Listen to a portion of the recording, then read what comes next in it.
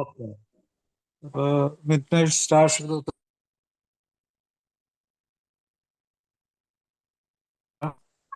പ്രത്യേകിച്ചും പുതുമുഖ hello sir പറഞ്ഞ കേൾക്കാം സാറേ, സാറ് പറഞ്ഞോളൂ. കേൾക്കുന്നുണ്ടോ എന്നുള്ളത് എനിക്ക് സംശയം കൊണ്ടേ. അല്ല കേൾക്കുന്നുണ്ട്. ഓക്കെ, അപ്പോൾ മിഡ്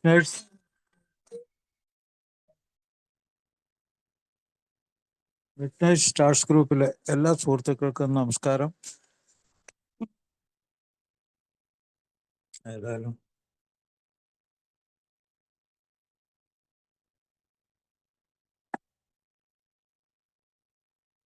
നിങ്ങൾ കേൾക്കുന്നുണ്ട്, പറഞ്ഞോ സാറേ.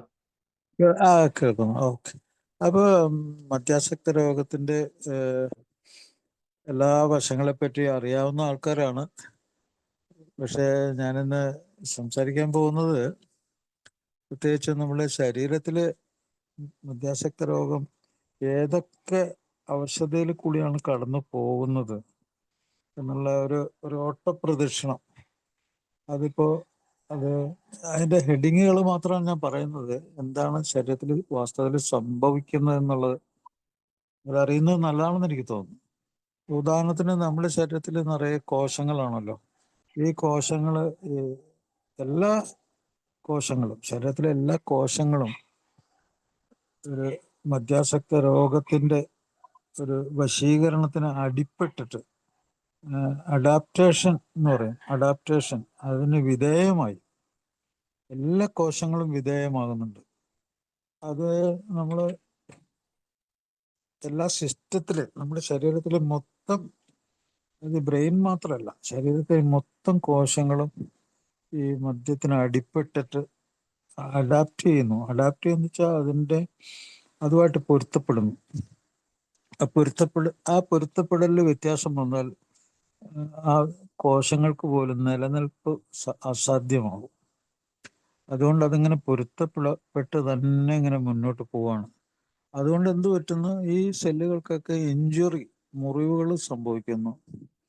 ആ മുറിവുകൾ കൂടി ആ കോശങ്ങൾ ഡെത്താവുന്നു.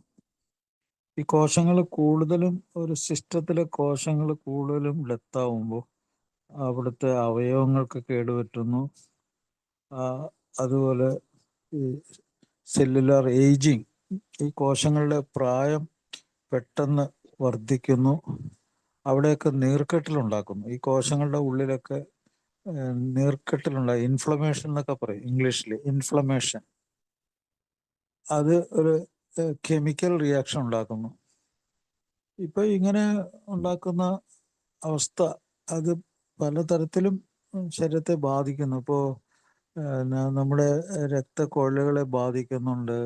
അതുപോലെ ശരീരത്തിൻ്റെ ഓരോ അവയവങ്ങൾക്കും റിപ്പയർ ഉണ്ട്. ഒരു നീർക്കെട്ടിലൊക്കെ വന്ന റിപ്പയർ, അത് പിന്നെ റീജനറേഷൻ എന്ന് വെച്ചാൽ പഴയ പോലെ അവസ്ഥയിലേക്ക് തിരിച്ചെത്തുക, അതുപോലെ മുറിവ് ഉണങ്ങുക, ഇതൊക്കെ നടക്കുന്ന പ്രക്രിയയാണ്. അതുപോലെ ജനിതകമായിട്ടുള്ള കുറേ മാറ്റങ്ങളുണ്ട്. ജനിതകമായിട്ടുള്ള മാറ്റങ്ങൾ, ഈ ജനിതകവും നമ്മുടെ ചുറ്റുപാടുമായിട്ട് ബന്ധപ്പെടുമ്പോഴുള്ള മാറ്റങ്ങൾ, അത് രോഗപ്രതിരോധ ശക്തി, ഇതിൻ്റെ ഇടയിൽ നമ്മുടെ ന്യൂട്രീഷൻ, നമ്മുടെ പോഷകാംശങ്ങളുള്ള ഭക്ഷണം, അതിൻ്റെയൊക്കെ കുറവ്, അതിൽ കൂടി ഒത്തിരി പ്രശ്നങ്ങൾ വരുന്നുണ്ട്.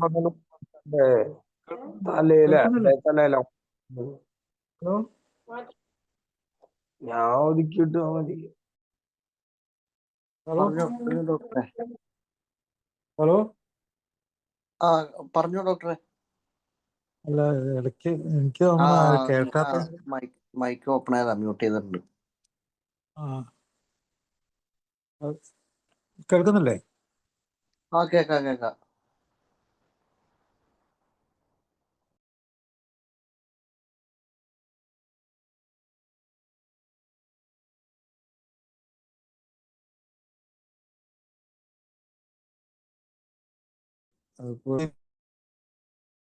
എന്ന് പറയും. എൻഡോക്രൈൻ സിസ്റ്റം എന്ന് പറഞ്ഞാൽ ഹോർമോണുകൾ, തലച്ചോറിലുള്ള ഹോർമോണുകളുണ്ട്. അപ്പോൾ നമ്മൾ ലൈംഗികമായിട്ടുള്ള അവയവങ്ങൾ നിയന്ത്രിക്കുന്ന ഹോർമോണുകളുണ്ട്. ഈ ഹോർമോണിൻ്റെ ഒക്കെ പ്രവർത്തനം തകരാറിലാവുന്നുണ്ട്. നമ്മുടെ കേന്ദ്ര നാഡീവ്യൂഹം, അതാണ് ബ്രെയിൻ, കേന്ദ്ര നാഡീവ്യൂഹം, അവിടെ നിന്നുള്ള ഞരമ്പുകൾ, മസിൽസ്, മാംസപേശികൾ, ജോയിൻസ്, എല്ലുകൾ ഇതൊക്കെ ബാധിക്കുന്നുണ്ട്. പിന്നെ നമ്മുടെ പ്രതിരോധത്തിന് നമ്മുടെ ശരീരത്തിന് കഴിവുണ്ട്. ഏത് രോഗം വന്നാലും അതിനെ പ്രതിരോധിക്കാനുള്ള കഴിവുണ്ട്. പക്ഷെ ഈ പ്രതിരോധ ശക്തി മദ്യാസക്ത രോഗത്തിൽ കുറഞ്ഞു പോകും. അങ്ങനെ കുറയുന്നത് കൊണ്ട് നമുക്ക് വളരെയധികം സമയം എടുക്കും. ഏതെങ്കിലും അസുഖം വന്നാലും അതിൽ നിന്ന് റിക്കവറി ആകാൻ സമയം പിടിക്കും. പ്രത്യേകിച്ചും രോഗപ്രതിരോധ ശക്തി കുറയുന്ന രോഗങ്ങൾ അറിയാലോ. ഇപ്പൊ ഈ മദ്യാസക്തന് ഒരു മഞ്ഞപ്പിത്തം വന്നാൽ, ഈ ഹെപ്പറ്റൈറ്റിസ് ബി എന്ന് പറഞ്ഞ മഞ്ഞപ്പിത്തമുണ്ട്. അതൊക്കെ വന്നു കഴിഞ്ഞാൽ ഈ രോഗപ്രതിരോധ ശക്തി കുറയുന്നതുകൊണ്ട് പെട്ടെന്ന് തന്നെ ക്യാൻസറായിട്ട് മാറും. ഹെപ്പറ്റൈറ്റിസ് ബി, ഹെപ്പറ്റൈറ്റിസ് സി, അത് തന്നെയല്ല ആ രോഗം ഈ ക്യാൻസറുമായിട്ട് അങ്ങനെ ദീർഘകാലം മുന്നോട്ട് വന്നൊന്നും നമ്മൾ അറിയുന്നൊന്നുമില്ല. ഇതുകൂടാതെ മദ്യം തന്നെ ലിവറിന് കുഴപ്പമുണ്ടാക്കുന്നത് കൂടാതെയാണിത്. പിന്നെ നമുക്ക് ഇതിൽ നിന്നൊക്കെ രക്ഷപ്പെടാനുള്ളൊരു മാർഗം, നമുക്ക് മദ്യാസക്ത രോഗത്തിൽ നിന്ന് രക്ഷപ്പെടാനുള്ള മാർഗത്തെക്കുറിച്ച് ഞാൻ കൂടുതൽ സംസാരിക്കാനായിട്ട്. അപ്പോൾ നമ്മുടെ ഈ രക്ഷപ്പെടലിൻ്റെ ഏറ്റവും വലിയ തടസ്സം നിൽക്കുന്നത് നമ്മുടെ ഈ അഡിക്ഷൻ എന്നുള്ള രോഗാവസ്ഥയാണ്. അഡിക്ഷൻ്റെ രോഗാവസ്ഥ. അഡിക്ഷൻ എന്ന് പറഞ്ഞാൽ ഒരു പ്ലഷർ, ഒരു തരം സന്തോഷം. ഒരു ലഹരി വസ്തു ഉപയോഗിക്കുമ്പോൾ ഉള്ള ആ സന്തോഷം, ഈ സന്തോഷം അമിതമായിട്ട് നമുക്ക് വേണം എന്നുള്ള ഒരു തോന്നൽ, അതിനെ ഒരു റിവാർഡ് എന്ന് പറയും. റിവാർഡ്, ഒരു പ്രതിഫലം, എന്തൊരു കൈക്കൂലി കിട്ടുന്ന പോലെ ഉള്ളൊരു അനുഭവം, അത് കൂടുതൽ വേണമെന്നുള്ള ഒരു ആർത്തി. അപ്പൊ ഇത് തലച്ചോറിലുള്ളൊരു പ്രത്യേക ഇതാണ്, എല്ലാവർക്കും ഉണ്ട്. ചെറിയ കുട്ടികൾ മുതൽക്ക് വലിയ ആളുകൾ, ചെറുപ്പക്കാർ, പ്രായമുള്ളവർക്ക്, മരിക്കുന്നവരെ ഇതുണ്ട്. നമ്മുടെ തലച്ചോറിലുള്ള നമുക്കൊരു പ്രതിഫലം കിട്ടാനുള്ള ആഗ്രഹമുള്ള തലച്ചോറിൻ്റെ ഒരു ഭാഗമുണ്ട്. അപ്പോൾ ഈ ലഹരി വസ്തുക്കളും മദ്യമൊക്കെ ഓവറായിട്ട് പ്രവർത്തിക്കുന്ന അവിടെയാണ്. അതീവ ഗുരുതരമായ രീതിയിൽ ആർത്തി ഉണ്ടാക്കുന്ന രീതിയിൽ ഈ തലച്ചോറിൻ്റെ ഈ ഭാഗം പ്രവർത്തിക്കുകയും പിന്നെ അതിൽ നിന്ന് താഴേക്ക് പോകാൻ പറ്റാതെ, അളവ് കുറയ്ക്കാനോ വിട്ടു നിൽക്കാനോ പറ്റാത്ത രീതിയിലുള്ളൊരു ആർത്തി ഉണ്ടാക്കുകയും ചെയ്യുന്നു. അപ്പം ഈ ആർത്തി അതിൻ്റെ കേന്ദ്രമാണ്, കേന്ദ്ര ബിന്ദുവാണ് ഈ ആർത്തി. അതിന് ക്രേവിംഗ് എന്നൊക്കെ പറയും. ക്രേവിംഗ്. ഈ ആർത്തിയെ പറ്റി നമ്മൾ അറിയുന്നതൊക്കെ വളരെ നല്ല കാര്യമാണ്. കാരണം ഇപ്പോൾ മദ്യാസക്ത രോഗത്തിൻ്റെ ചികിത്സയിൽ വളരെ പ്രധാനപ്പെട്ട ഒരു മരുന്നാണ് ആർത്തി കുറയ്ക്കാനുള്ള മരുന്നുകൾ. അത് മദ്യാസക്ത രോഗത്തിന് മാത്രമല്ല, മറ്റ് ലഹരി വസ്തുക്കൾ, ഓപ്പിയോയിഡ് പോലെ മറ്റ് പല ലഹരി വസ്തുക്കളും, നിക്കോട്ടിൻ, ഇതിനൊക്കെ തന്നെ ഫലപ്രദമായിട്ടുള്ള ഈ ആർത്തി കുറയ്ക്കുന്ന മരുന്നുകളുണ്ട്. അപ്പോൾ ഈ ആർത്തിയാണ് ഇതിൻ്റെ അടിസ്ഥാനം എന്നുള്ളത് നമ്മൾ എപ്പോഴും അറിഞ്ഞിരിക്കണം. ആ സന്തോഷത്തിൻ്റെ ആർത്തി, സന്തോഷം ഉണ്ടാക്കാനുള്ള ആർത്തി. അപ്പോൾ അതിന് വേറെ വിപരീത ഫലം കൂടിയുണ്ട്. എപ്പോഴൊക്കെ നമ്മുടെ സാമൂഹ്യ ജീവിതത്തിൽ, നമ്മുടെ സ്വന്തം ജീവിതത്തിൽ നമുക്കെപ്പോഴും സങ്കടങ്ങളുണ്ടാകും, നഷ്ടങ്ങളുണ്ടാവും, നമുക്ക് സംഘർഷങ്ങളുണ്ടാവും, ഭയം ഉണ്ടാവും. അപ്പോൾ ഈ അവസ്ഥയിലൊക്കെ ഈ സന്തോഷം ഉണ്ടാക്കി കഴിഞ്ഞാൽ ഇതിനെയൊക്കെ മറികടക്കാം എന്നുള്ളൊരു ചിന്ത നമ്മൾ തലച്ചോറിൽ ഉത്ഭവിക്കും. അപ്പോൾ എന്തൊക്കെ ബുദ്ധിമുട്ട് വന്നാലും ആ സമയത്ത് സന്തോഷം ഉണ്ടാക്കി അതിനെ മറികടക്കാം. അതിനുവേണ്ടിയാണ് മദ്യാസക്തൻ ഇങ്ങനെയുള്ള അവസ്ഥയിലും മദ്യം കഴിക്കുന്നത്. അപ്പോൾ അയാളുടെ ഈ അഡിക്ഷൻ അല്ലെങ്കിൽ ആർത്തിയുടെ പ്രധാന കാരണം തുടക്കത്തിലെ മദ്യം ഉൽപ്പാദിപ്പിക്കുന്ന ആ ഒരു അല്പം ആനന്ദമാണ്. ആനന്ദം വളർന്ന് വലുതായി തലച്ചോറിൽ അഡാപ്റ്റ്, അതുമായിട്ട് പൊരുത്തപ്പെട്ടു. പിന്നെ എപ്പോഴൊക്കെ സന്തോഷം തോന്നണമെന്ന് ആ സമയത്തൊക്കെ ഇത് പ്രവർത്തിക്കും. സന്തോഷത്തെക്കുള്ള കുറിച്ചുള്ള ഓർമ്മ വരുമ്പോൾ അത് പ്രവർത്തിക്കും. അപ്പോൾ കുടിക്കാനുള്ള സിഗ്നൽ വരും. കൂടാതെ അതിൻ്റെ നേരെ ഓപ്പോസിറ്റായിട്ട് പ്രവർത്തിക്കുന്ന കാര്യമാണ് ഞാൻ ഇപ്പോൾ രണ്ടാമത് പറഞ്ഞത്. അതെന്താണ് ഓപ്പോസിറ്റ്? സന്തോഷം മറ്റ് കുഴപ്പങ്ങൾ ഉണ്ടായിക്കഴിഞ്ഞാൽ സന്തോഷം ഉണ്ടാക്കിയാൽ മതിയല്ലോ. സന്തോഷം കൃത്രിമമായിട്ട് ഉണ്ടാക്കല്ലോ. അങ്ങനെ ഉണ്ടാക്കാനായിട്ടുള്ള ഒരു ഉപകരണമായിട്ട് ഈ മദ്യാസക്തി മാറും. അപ്പം അതുകൊണ്ടാണ് സാമൂഹ്യമായിട്ടുള്ള പരാജയങ്ങൾ, സാമ്പത്തിക പരാജയങ്ങൾ, അല്ലെങ്കിൽ ഫാമിലിയിലുള്ള പ്രശ്നങ്ങൾ, ജോലി സ്ഥലത്തുള്ള പ്രശ്നങ്ങൾ, അതിൻ്റെയൊക്കെ ഒരു പരിഹാരം അത് നോക്കി അറിയാവുന്നതാണ്. സമൂഹത്തിൽ മദ്യം കഴിച്ച് മദ്യപാനികളായിട്ട് ജീവിക്കുന്ന ആൾക്കാരിൽ ഒക്കെ അവരുടെ പ്രശ്നങ്ങളിൽ അവർ പരിഹരിക്കുന്നത് മദ്യം കഴിച്ചിട്ടാണെന്നുള്ളത് എല്ലാവർക്കും അറിയാവുന്ന കാര്യം. അതിൻ്റെ പുറകിൽ പ്രവർത്തിക്കുന്ന കാര്യം ഇതാണ്. അതിൻ്റെ അടിത്തറ ഇതാണ്. അത് ഈ അഡിക്ഷൻ്റെ ഇഫക്റ്റാണത്. അഡിക്ഷന് എന്തൊക്കെ ഉണ്ടാവും? പ്രധാന ലക്ഷണങ്ങൾ എന്നുള്ളത് എല്ലാവരും അറിയേണ്ടതാണ്. ഒന്ന്, കൂടുതൽ അളവിലൊരു ടോപ്പ് ലെവലിലേക്ക് എത്തിക്കുക മദ്യത്തിൻ്റെ അളവിനെ, അല്ലെങ്കിൽ മറ്റു ലഹരി വസ്തു എന്തെങ്കിലും ഉപയോഗിക്കുന്നുണ്ടെങ്കിൽ അതും. അതിനാണ് ടോളറൻസ് ലെവൽ എന്ന് പറയുന്നത്. Tolerance level. അപ്പോൾ ഈ ടോളറൻസ് ലെവൽ ശരീരം തന്നെ നടത്തിക്കോളും. അപ്പോൾ തുടക്കത്തിലൊരു 3 പെഗ് 4 പെഗ് കഴിച്ച് ഓഫാകുന്ന ആള് അതുകൊണ്ടൊന്നും ഒന്നും ആവില്ല. വെറും പച്ചവെള്ളം പോലെ ആവും. അതിൻ്റെ ഇഫക്റ്റ് വെറും പച്ചവെള്ളമായി മാറും. അപ്പോൾ അയാളുടെ ശരീരം കൂടുതൽ ആവശ്യപ്പെടും, ബ്രെയിൻ കൂടുതൽ ആവശ്യപ്പെട്ട് അതിൻ്റെ അളവ് കൂട്ടും. അപ്പോൾ അളവ് കൂട്ടി ഒരു ടോപ്പ് ലെവലിൽ നിൽക്കും. അതിനാണ് ടോളറൻസ് ലെവൽ. പൊരുത്തപ്പെടാൻ പറ്റിയ ഏറ്റവും കൂടിയ അളവ്. അതൊരു ആവറേജ് ഉണ്ട്. അത് ചിലപ്പോൾ ഒരു 6-7 പെഗ് മുതൽ ചിലപ്പോൾ 10 പെഗ് അതിൻ്റെ ഇടയ്ക്കൊക്കെ ആയിരിക്കും. അപ്പോൾ ചില ആളുകൾക്ക് മദ്യം കഴിച്ച് പ്രശ്നങ്ങളുള്ള ആളുകൾക്ക്, പ്രത്യേകിച്ച് ഞാൻ പറഞ്ഞില്ലേ, കൂടുതൽ മാനസിക സംഘർഷം അനുഭവിച്ച് അതിനു വേണ്ടി മദ്യം കഴിക്കുന്ന ആൾക്ക് ടോളറൻസ് ലെവൽ കൂട്ടേണ്ടി വരും. കൂട്ടിക്കഴിഞ്ഞാൽ ഇഫക്റ്റ് വരുള്ളൂ അവിടെ. അപ്പോൾ അതിന് 7 പെഗ് ടോളറൻസ് ലെവലുള്ള ആൾ 10 പെഗിൽ പോയി കഴിഞ്ഞാൽ തലച്ചോറ് അങ്ങ് വല്ലാത്ത അവസ്ഥയിലായി പോകും. അത് പ്രതികരിക്കും, വയലൻ്റ് ആവും.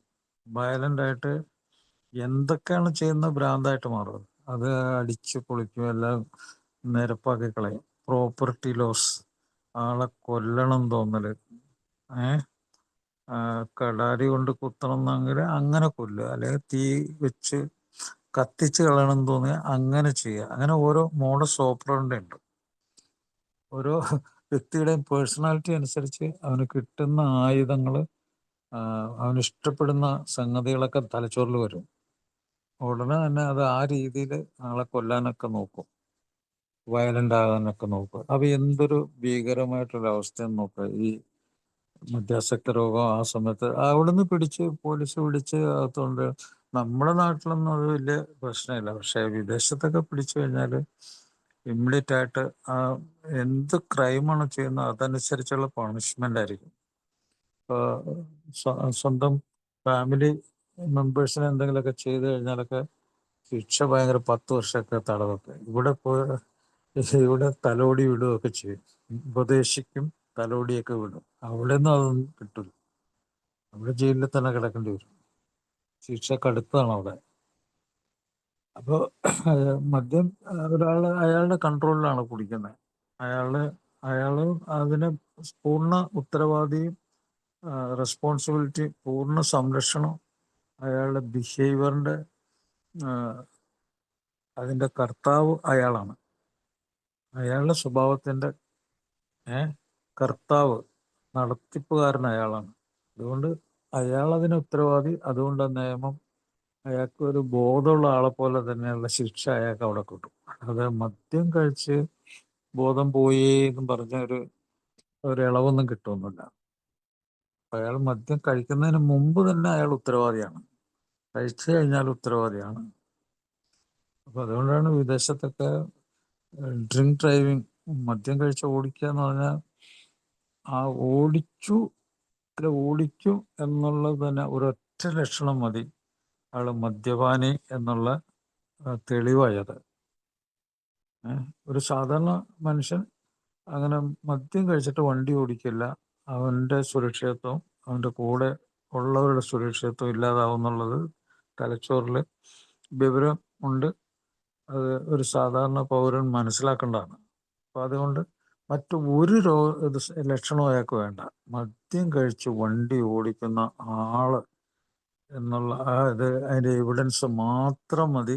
അയാൾ മദ്യപാനിയാണ്, മദ്യപാന രോഗിയാണ് അയാൾ. ഇപ്പോൾ നമ്മളിവിടെ കേജ് ടെസ്റ്റ് എന്നൊക്കെ പറഞ്ഞ് 4 ചോദ്യങ്ങളൊക്കെ ചോദിക്കുന്നുണ്ട്. ഈ 4 ചോദ്യമൊന്നും വേണ്ട. അവിടെയൊക്കെ ഒറ്റ ചോദ്യം മതി. മദ്യം കഴിച്ച് വണ്ടി ഓടിക്കുന്നുണ്ടോ, അതിന് തെളിവുണ്ടോ, തെളിവ് കിട്ടിയോ, തെളിവ് ലഭിച്ചാൽ ഉടനെ തന്നെ മദ്യപാന രോഗി തന്നെയാണ്, അതിന് സംശയമില്ല. ഞാൻ പറഞ്ഞിട്ടുണ്ട്, DSM-5 എന്ന് പറഞ്ഞ മറ്റേ അമേരിക്കയിൽ നിലവിലുള്ള ഇതനുസരിച്ച് DSM-5 പ്രകാരം ഒരാൾ മദ്യം കഴിച്ച് വണ്ടി ഓടിക്കുകയാണെങ്കിൽ അയാൾ മദ്യാസക്ത മാനസിക രോഗിയാണ്. അങ്ങനെയാണ്. മെൻ്റൽ ഡിസീസും ബിഹേവിയറൽ ഡിസീസും കൂടി ആൽക്കഹോൾ യൂസ് ഡിസോർഡർ, മദ്യം ഉപയോഗിച്ചിട്ടുണ്ടാകുന്ന രോഗത്തിന് മെൻ്റൽ ആൻഡ് ബിഹേവിയറൽ ഡിസീസ് എന്ന് പറയുന്നത്. മാനസിക രോഗവും പെരുമാറ്റ രോഗത്തിൻ്റെ പട്ടികയിൽ പെടുത്തിയേക്കാണ് യൂസ് ഡിസോർഡർ.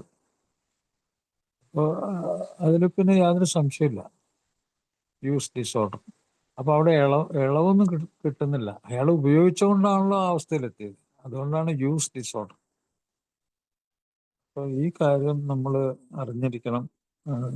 നിയമമാണ് നമ്മളെ ജീവൻ രക്ഷിക്കുന്ന ഒരു പരിപാടി കൂടിയാണ്. എന്താണ് ഈ നിയമവും ഈ സംഗതികളൊക്കെ അറിയുവാണെങ്കിൽ നമ്മൾ മദ്യം കഴിച്ച് വണ്ടി ഓടിക്കാൻ ധൈര്യപ്പെടില്ല. എത്രയോ വർഷം ജയിലിൽ കിടക്കേണ്ട ആവശ്യവും വരില്ല. പിന്നെ ഈ നമ്മൾ പ്രതിരോധത്തിൻ്റെ കാര്യം ഞാൻ പറഞ്ഞല്ലോ. പ്രതിരോധത്തിലേക്ക് നമുക്ക് പ്രവേശിക്കാൻ പറ്റില്ല. കാരണം ഈ പ്ലഷർ കൊണ്ട് ഉള്ള അഡിക്ഷൻ, അതുകൊണ്ട് മറ്റു രോഗങ്ങൾ, മാനസിക രോഗങ്ങളെല്ലാം ഉണ്ടാക്കുന്ന വിഷമങ്ങൾ, ഇതിൻ്റെയൊക്കെ ഉള്ളിൽ നമുക്ക് ഒരു സിമ്പിൾ ആൻഡ് സ്ട്രെയിറ്റ് ഫോർവേഡ്, വളരെ ലളിതവും നേരെ പോകുന്ന ഒരു അറിവ് എന്ന് പറയും. Simple and straightforward knowledge. മദ്യാസക്ത രോഗം നമുക്ക് എന്താണ് ഉണ്ടാക്കുന്ന ഉള്ള ലളിതവും നേരെ ചൊവ്വ ഉള്ളൊരറിവും നമുക്ക് കിട്ടുന്നില്ല. എന്തുകൊണ്ട്? അഡിക്ഷൻ കൊണ്ട്. അഡിക്ഷൻ അത് പ്രിവെൻറ്റ് ചെയ്യും. നേരെ ചൊവ്വയുള്ള അറിവിനെ തടഞ്ഞു നിർത്തും. അവിടെ നിലനിൽക്കില്ല. കാരണം ഈ വികാരങ്ങൾ, പാഷൻ എന്ന് പറയും, പാഷൻ ഓവർ ആക്ട് ചെയ്ത് റീസണെ മറികടക്കും. അതായത് നമ്മുടെ യുക്തി ചിന്തയെ ഈ പാഷൻ, ഇതിനോടുള്ള അഭിനിവേശം ഓവറാവും. യുക്തി ചിന്തയെ മറികടക്കും. അപ്പോൾ അവിടെ പ്രവേശിക്കില്ല. ബുദ്ധിയുടെ മേഖലയിൽ ഇതവിടെ തടസ്സമായിട്ട് മാറും. അതുകൊണ്ടാണ് സിമ്പിൾ സ്ട്രെയിറ്റ് ഫോർവേഡ് നോളജ്, വളരെ ലളിതവും വളരെ നേരെ ചൊവ്വയുള്ള ഒരു അറിവ് അവിടെ പ്രവർത്തിക്കില്ല. അതിൻ്റെ കാരണം അതാണ്, തലച്ചോറിലെ ഈ പ്രത്യേക കേന്ദ്രത്തിൻ്റെ കുഴപ്പം കൊണ്ടാണ്. പിന്നെ വേറെ ഉള്ള സംഗതികൾ എന്താണെന്ന് വെച്ചാൽ, ഈ ആർത്തി മാത്രമല്ല, അഡിക്ഷൻ്റെ ഇത് മാത്രമല്ല, ഒരു നിർബന്ധം ഉണ്ടാക്കാനായിട്ട് ബ്രെയിനിന് പറ്റും. എപ്പോഴും ഒരു നിർബന്ധം. മദ്യത്തെക്കുറിച്ചുള്ള ഓർമ്മ വന്നാൽ ആ ഓർമ്മയായിട്ട് ബന്ധപ്പെട്ട സുഹൃത്തുക്കൾ, സ്ഥലങ്ങൾ, വസ്തുക്കൾ എന്തുമായിട്ട് മീറ്റ് ചെയ്യുകയാണെങ്കിൽ ഉടനെ തന്നെ കമ്പൾഷൻ വരും, നിർബന്ധം വരും. കുടിക്കണം, ഉപയോഗിക്കണം എന്നുള്ള കമ്പൾഷൻ വരും. ഈ കമ്പൾഷൻ തുടർന്നുകൊണ്ടേയിരിക്കും. ഇടയ്ക്ക് ഗ്യാപ്പൊന്നും വരില്ല. കമ്പൾഷൻ തുടർന്നുകൊണ്ടേയിരിക്കും. എല്ലാ ദിവസവും തുടർന്നുകൊണ്ടേയിരിക്കും. അതിൻ്റെ സിറ്റുവേഷൻ ഉണ്ടെങ്കിൽ അത് തുടർന്നുകൊണ്ടേയിരിക്കും. അതിനാണ് ക്രോണിക് ആകുക എന്ന് പറയും. മദ്യപാന രോഗം നീണ്ടു പോവുക, അത് തലച്ചോറിന് തന്നെ നീണ്ടു പോകുന്നത് ക്രോണിക് ആയിട്ട് മാറും. അപ്പം നിർബന്ധം വരുന്നുണ്ട്. പിന്നെ വേറൊരു പ്രശ്നം എന്ന് വെച്ചാൽ, ഈ വരും വരായികളെ കുറിച്ചൊക്കെ നല്ല ബുദ്ധിയുണ്ട്. മദ്യം കഴിച്ചിട്ട് എന്തൊക്കെ സംഭവിക്കാം അത് അയാളോട് ചോദിച്ച്, മദ്യം കഴിച്ച ആളോട് ചോദിച്ച അയാളെല്ലാം പറഞ്ഞുതരും. അയാൾ നല്ല തത്ത പറയുന്ന പോലെ എല്ലാം പറഞ്ഞുതരും.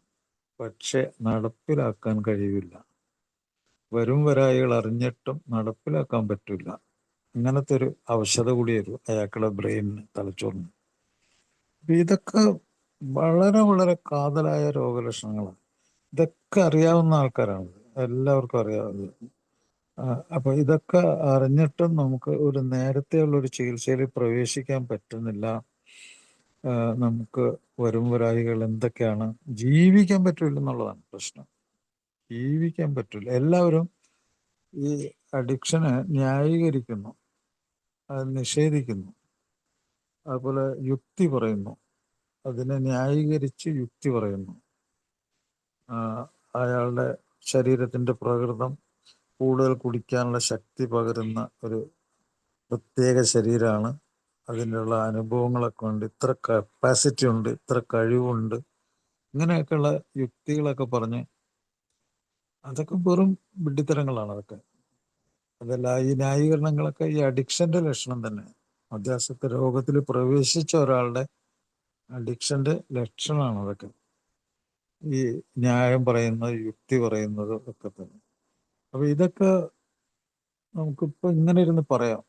പക്ഷെ ഒരാൾ മദ്യം കഴിച്ചിട്ടാണ് ഇപ്പൊ ഇങ്ങനെ ഇരുന്ന് കേൾക്കുന്നുണ്ടെങ്കിലുണ്ടല്ലോ, അയാള് പ്രതിരോധത്തിലാവും. എങ്ങനെ? അയാള് മദ്യം കഴിക്കുന്ന ന്യായീകരിക്കുന്ന വശത്തായിരിക്കും അയാൾ അവിടെ ആയിരിക്കും, ആ ഭാഗത്തായിരിക്കും. പക്ഷെ തെളിഞ്ഞ ഒരു മനസ്സോടെ മദ്യം ഇല്ലാതെ അതിനെപ്പറ്റി മനസ്സിലാക്കുന്ന ഒരു അവസ്ഥയിലാണെങ്കിൽ ഈ സംഗതി അയാളുടെ തലച്ചോറിൽ ഓടും. എനിക്ക് ജീവിക്കാൻ പറ്റില്ല, എൻ്റെ ജീവിതം അനിയന്ത്രിതമാവും, അസാധാരണമാവും, ആവർത്തിക്കപ്പെടും ഇതുപോലത്തെ കുഴപ്പങ്ങൾ എന്നുള്ള കാര്യങ്ങൾ ഒന്നാം പടി എന്ന് പറഞ്ഞ് ആൽക്കഹോളിക്സ് അനോണിമസിന്റെ ഈ പ്രോഗ്രാമിലുണ്ട്. ഒന്നാമത്തെ പടി അത് വെറുതെ എഴുതി വെച്ചേക്കണമല്ല, അത് സയന്റിഫിക്കാണ്, ശാസ്ത്രീയമാണ്, യുക്തിസഹമായിട്ടുള്ള സംഗതിയാണ്, അനുഭവത്തിലൂടെ തെളിഞ്ഞിട്ടുള്ള കാര്യമാണ്. അതൊന്നും അതിനെയൊക്കെ അയാൾ നിഷേധിക്കും. എന്ന് വെച്ചാൽ അയാളുടെ ബ്രെയിൻ പ്രവർത്തിക്കുന്നില്ല.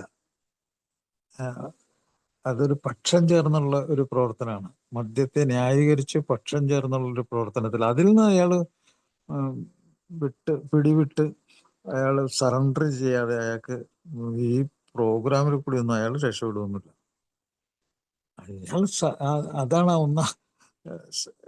ഫസ്റ്റ് സ്റ്റെപ്പിൽ ആദ്യമായിട്ട് കൊടുക്കുന്ന വിവരം അയാളുടെ തലച്ചോറിൽ കയറണമെങ്കിൽ തന്നെ സമയം തന്നെ കുറെ പിടിക്കും. അയാൾ അതിട്ട് ഉരുട്ടി കളിച്ചോണ്ടിരിക്കും. അയാൾക്കൊന്ന് പെട്ടെന്നൊന്ന്, കാരണം ബുദ്ധി നശിച്ചു പോകുന്നുണ്ട്. തെളിയിക്കപ്പെട്ട കാര്യമാണ്. തലച്ചോറിനാണ് ഡാമേജ് ഉണ്ടാകുന്നത്. അതുകൊണ്ട് എന്ത് പറ്റും? ഇങ്ങനെയുള്ള ലോജിക്കൽ തിങ്കിങ്, ഇങ്ങനെയുള്ള സയന്റിഫിക് തിങ്കിങ് അത് അയാളുടെ തലയിൽ കയറില്ല. കാരണം അയാൾ മദ്യത്തിന്റെ സൈഡ് പിടിച്ചിട്ട് അതിനോട് പക്ഷം ചേർന്നിട്ടാണ് അയാൾ ജീവിക്കുന്നത് തന്നെ. അതിൻ്റെ ഉള്ളിൽ അതിൻ്റെ പക്ഷം പിടിച്ച് ജീവിക്കണം അയാൾ. അപ്പോൾ അയാൾക്ക് എതിർക്കാൻ പറ്റില്ല. എന്ന് അയാൾ ഈ കാര്യങ്ങൾ ബുദ്ധിപരമായിട്ട് അയാൾക്ക് തലച്ചോറിൽ കയറുന്നു, അന്ന് അയാൾക്ക് പ്രോഗ്രാം കൊണ്ട് മനോഹരമായിട്ട് ഈ പ്രോഗ്രാം സ്വീകരിച്ച് രക്ഷപ്പെടാൻ പറ്റും. പക്ഷെ അതിന് ഭയങ്കര സമയം പിടിക്കും. ഇവിടുത്തെ ഏറ്റവും വലിയ പ്രശ്നം അതാണ്, സമയം പിടിക്കുന്നത്. ഇതങ്ങനെ മുമ്പോട്ട് പോകുമ്പോൾ ആലോചിക്കുക അയാള്.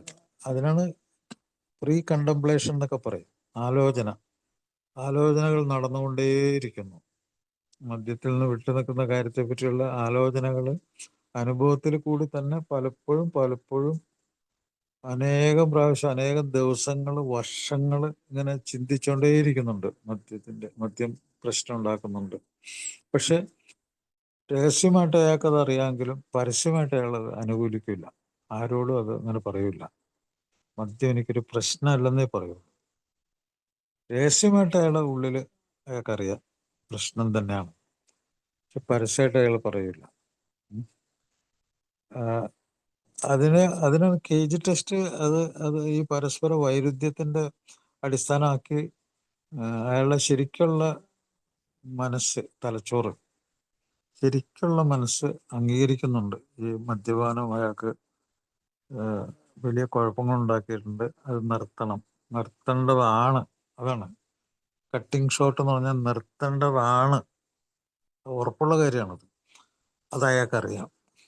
അപ്പോൾ അയാളോട് അങ്ങനെ ചോദിച്ചാൽ നിങ്ങൾക്ക് നിർത്തേണ്ടതാണെന്ന് തോന്നുന്നുണ്ടോ എന്ന് ചോദിച്ചാൽ യേസ് എന്നേ പറയുള്ളൂ. അയാൾ എപ്പോഴും മദ്യം കഴിച്ചുകൊണ്ടിരിക്കുന്നുണ്ടെങ്കിലും അയാൾ യേസ് എന്ന് തന്നെ പറയുള്ളൂ. അപ്പോൾ അവിടെ ഒരു വൈരുദ്ധ്യമുണ്ട്. അങ്ങനെ യേസ് ആണെങ്കിൽ, നിർത്തേണ്ടതാണെങ്കിൽ പിന്നെ എന്തിനു കുടിക്കണം? അത് സാമാന്യ ബുദ്ധി ഉള്ള ആളുകൾക്ക് യോജിച്ചതല്ലല്ലോ. അപ്പോൾ അയാളുടെ ഇന്റലിജൻസ് അവിടെ പോകുന്നുണ്ട്. അയാളുടെ ജീവിക്കാനുള്ള സാമാന്യ ബുദ്ധിയുടെ ആ ഇന്റലിജൻസ് പോകുന്നുണ്ട്. അതിന്റെ തെളിവാണത്.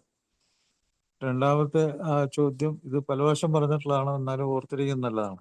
ആങ്കർ, മദ്യത്തെക്കുറിച്ച് ഭാര്യയോ അല്ലെങ്കിൽ വീട്ടുകാരോ സംസാരിക്കുമ്പോൾ ദേഷ്യപ്പെടാറുണ്ടോ? ഉണ്ട്, തെളിവുണ്ട്, ദേഷ്യപ്പെട്ടിട്ടുണ്ട്. അപ്പൊ അതും ഒരു വൈരുദ്ധ്യമാണ്. എന്തിനാണ് അയാൾ ദേഷ്യപ്പെടുന്നത്? ദേഷ്യപ്പെട്ടിട്ട് ആവശ്യമില്ല. കാരണം അയാൾ തന്നെ പറഞ്ഞു മദ്യം കുടിക്കുന്നത് ഇഷ്ടമല്ലെന്ന് പറഞ്ഞു. അവിടെ തന്നെ ഉണ്ട് ഇഷ്ടമില്ലാത്ത ഒരു സംഗതി. പിന്നെ അയാൾ കുടിക്കുന്ന കാര്യം പറയുമ്പോൾ ദേഷ്യപ്പെടേണ്ട ആവശ്യമുണ്ട്. അവിടെ വൈരുദ്ധ്യമുണ്ട്. അപ്പൊ അയാളുടെ ഒറിജിനൽ ബ്രെയിൻ അത് അംഗീകരിക്കുന്നുണ്ട്. മൂന്നാമത്തത്, മദ്യം കഴിച്ച് ഈ അവസ്ഥകളിൽ കൂടി കടന്നു പോകുന്നതിനെ പറ്റി കുറ്റബോധം, ഗിൽറ്റ് ഉണ്ടോ? ഉണ്ടെന്ന് പറയുള്ളൂ. കാരണം അത് ഉണ്ടായിട്ടുള്ള സംഭവമാണ്. അയാൾ സമ്മതിക്കും ഗിൽറ്റ് ഉണ്ട്. ഗിൽറ്റ് ഇല്ലെന്ന് പറഞ്ഞാൽ അതിൻ്റെ അർത്ഥം അയാളൊരു മോശപ്പെട്ട ആളാണെന്നല്ലേ. അപ്പൊ അതുകൊണ്ട് ഈ വൈരുദ്ധ്യത്തിന്റെ ഇടയിൽപ്പെട്ട് ഈ ചോദ്യത്തിന്റെ ഉത്തരം അയാൾക്ക് ശരിയായിട്ട് പറയാൻ നിർബന്ധിതനാവും. അപ്പൊ ഗിൽറ്റ് ഉണ്ട്. പിന്നെ ഈ ശാരീരികമായിട്ടുള്ള അവശത അങ്ങേയറ്റത്തെത്തി, മദ്യത്തിന് അടിപ്പെട്ട് മദ്യം ഇല്ലാതെ ഒരു മണിക്കൂറോ ഒരു ദിവസമോ ഒന്നും ചിലപ്പോൾ ഏതാനും മിനിറ്റുകൾ പോലും കണ്ടിന്യൂസ് ആയിട്ട് മദ്യം സപ്ലൈ ഇല്ലെങ്കിൽ ശരീരം ഭയങ്കര പ്രതികരണമായിരിക്കും. അപ്പൊ അങ്ങനെയുള്ള ആൾക്ക് നേരം വെളുത്തു കഴിഞ്ഞാൽ കണ്ണു തുറക്കുമ്പോഴേ മദ്യം വേണം. അതാണ് ഐ ഓപ്പണർ. കണ്ണു തുറക്കുമ്പോൾ മദ്യം വേണമെന്ന് തോന്നാറുണ്ടോ? യെസ്. അവശത അത്രമാത്രം കുഴപ്പത്തിലെത്തിയ യെസ് എന്നേ പറയാൻ പറ്റുള്ളൂ. അപ്പൊ ഇത് സ്വയം ചോദിക്കാവുന്ന ചോദ്യങ്ങളാണ്. കൗൺസിലർമാരും ഡോക്ടർമാരും ചോദിക്കുന്ന ചോദ്യങ്ങളാണ്. കേരളത്തിലെ ഡോക്ടർമാരാരും പല ആൾക്കാരും ചോദിക്കാറില്ല. ഞാൻ ചികിത്സിക്കുന്ന എല്ലാ രോഗികളോടും ഞാൻ ഈ 4 ചോദ്യങ്ങൾ ചോദിക്കാറുണ്ട്. ആ ചോദ്യത്തിൽ തന്നെ, അതിന്റെ ഉത്തരം പറച്ചിലിൽ തന്നെ അറിയാം അയാളുടെ മനോഭാവം. അയാളിത് നിസ്സാരമാക്കുവാണോ, അത് നിഷേധിച്ച് മുമ്പോട്ട് പോവാണോ, അല്ല ഇത്ര വർഷം വരെ കുടിക്കാനുള്ള, മകളുടെ ഒരു കല്യാണം വരെ കുടിക്കാനുള്ള താല്പര്യമാണോ, അല്ലെ കാറ് വാങ്ങിക്കുന്നവര്, അങ്ങനെയൊക്കെ ഓരോരോ ലക്ഷ്യമുണ്ട് ഇയാൾക്ക്.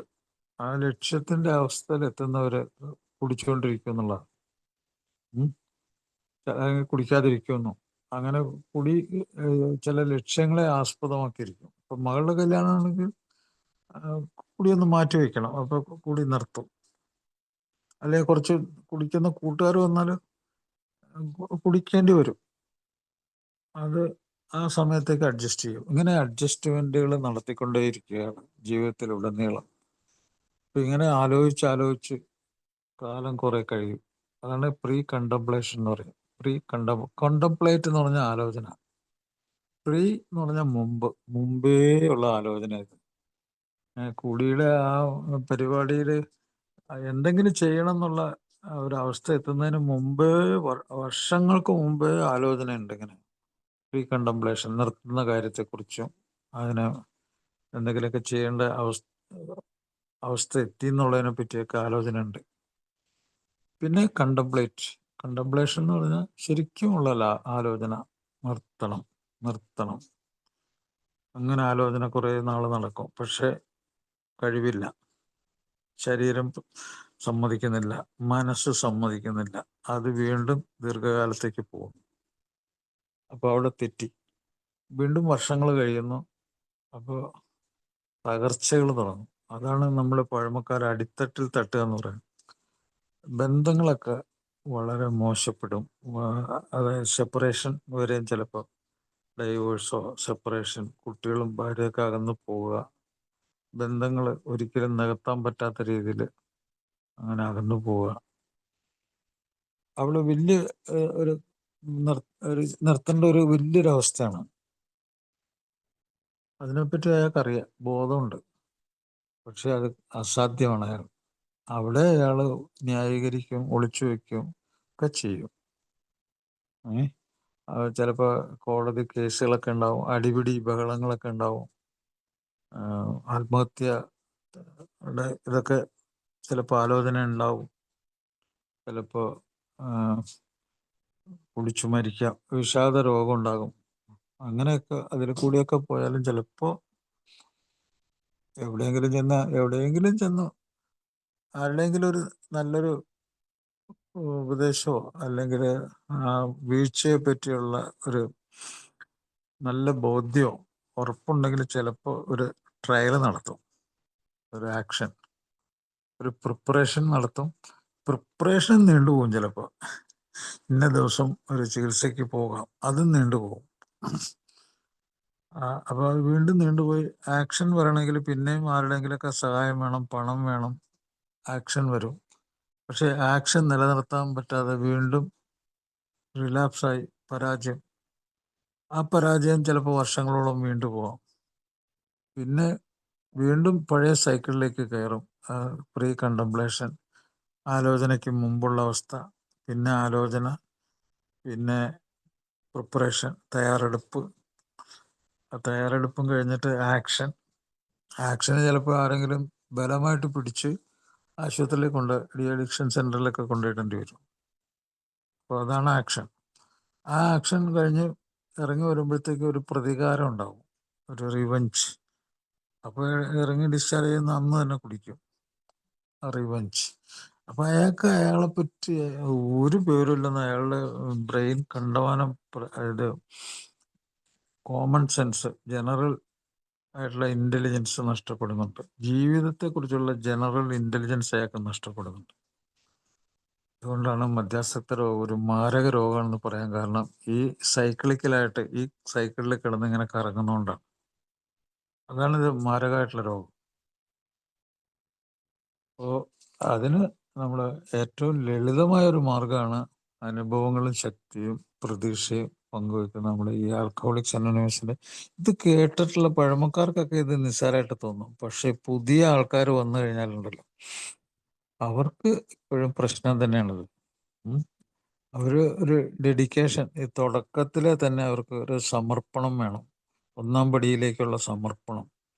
മദ്യത്തിന് മുന്നിൽ ഞാൻ ശക്തിഹീനനാണ്, ജീവിതം അനിയന്ത്രിതമായി പോയി, ജീവിതം ഇല്ല, ജീവിതം ഇല്ല എന്ന് പറയാണ് നല്ലത്. ജീവിതം എന്ന് പറഞ്ഞാൽ എന്താണ്? ഒരു ശരീരം.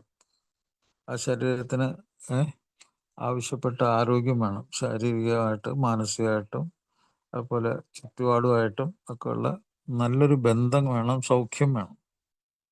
അതൊന്നുമില്ലാതെ അത് കുറേ രോഗങ്ങളെ കൊണ്ടായിരിക്കും നടക്കുന്നത്. ഈ അവസ്ഥയിലും അയാൾ രോഗം കൊണ്ടായിരിക്കും നടക്കുന്നത്. ലിവർ സിറോസിസ് ഉണ്ടാവും, അതറിയില്ല. ഗ്രേഡ് 2 ലിവർ സിറോസ് ആയിരിക്കും പണ്ട് അയാൾ പരിശോധിച്ചപ്പോൾ. അത് പിന്നെ അയാൾ കുടിച്ചു കഴിഞ്ഞാൽ അത് ഗ്രേഡ് 3യിലേക്കും സിറോസിസിലേക്കും പോയി. ആമാശയത്തിലെ രക്തക്കൊഴലുകൾ വീർത്ത് രക്തം ഛർദ്ദിച്ച ദിവസമായിരിക്കും ചിലപ്പോൾ ആക്ഷനിലേക്ക് പോകുന്നത്. അന്നേരം വളരെ വൈകി പോകും. രക്തം ഛർദ്ദിക്കുന്നവരെ അയാൾ ആക്ഷൻ തുടങ്ങാൻ കാത്തിരണം. അപ്പോൾ നമ്മുടെ ഈ ഉള്ളിൻ്റെ ഉള്ളിൽ ചില ശബ്ദങ്ങളുണ്ട്, നമ്മളെപ്പറ്റി പറയുന്ന ചില ശബ്ദങ്ങൾ. നമുക്ക് എന്താണ് എൻ്റെ അവസ്ഥ, എന്ത് ഞാൻ ചെയ്യണം എന്ന് നമ്മളെ ഉപദേശിക്കുന്ന നമ്മുടെ ശബ്ദമുണ്ട്.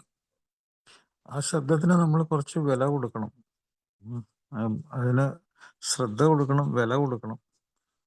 അല്ലെങ്കിൽ അത് ഇംപെർഫെക്റ്റ് ആയിരിക്കും, പെർഫെക്റ്റ് ആയിട്ടുള്ള ശബ്ദമൊന്നുമല്ല അത്. പക്ഷെ അതിന് നമ്മുടെ ഈ ശരീരത്തിന്, അതിൻ്റെ ഉള്ളിലുള്ള ഈ ബ്രെയിൻ നമ്മളോട് പറയുന്ന ജീവിതത്തിൻ്റെ അടിസ്ഥാന സംഗതികൾ, ഓർമ്മകൾ, അനുഭവങ്ങൾ, നമ്മുടെ ഓരോ ചലനങ്ങൾ, നമ്മൾ പഠിച്ച കാര്യങ്ങൾ, ഇതേക്കുറിച്ചൊക്കെ നമ്മുടെ ശരീരം മനസ്സിനും ബോധ്യമുണ്ട്. അത് പറഞ്ഞുകൊണ്ടേയിരിക്കുന്നുണ്ട്. പക്ഷെ അതിനൊക്കെ അയാൾ ഈ ആർത്തിയുടെ ഉള്ളിൽ അതിനൊക്കെ അതിനൊക്കെ നിഷേധിക്കുന്നു. ആ ശബ്ദം, ആ ഉള്ളിലുള്ള ആ ശബ്ദത്തിന് അയാൾ തീരെ വില കൊടുക്കുന്നില്ല.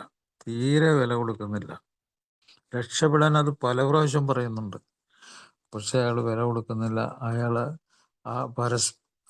അതിന് പകരം അഹന്ത എടുത്ത് പുറത്തേക്കിടും.